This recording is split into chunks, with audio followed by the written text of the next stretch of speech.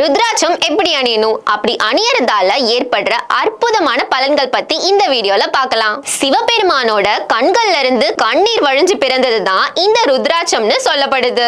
ஜோதிடத்தின் படி சிவபெருமானோட நாளான திங்கட்கிழமையில ருத்ராட்சம் அணியறது மிகவும் உகந்த நாள்னு சொல்லப்படுது. ருத்ராட்ச மாலையில குறைஞ்சது 27 மணிகள் இருக்கிறத உறுதி செஞ்சுக்கணும். குளிக்கிறதுக்கு முன்னாடி ருத்ராட்ச மாலைய அணியக்கூடாதுன்னு, அழுக்கு கைகளால அதை தொடக்கூடாதுன்னு சொல்றாங்க.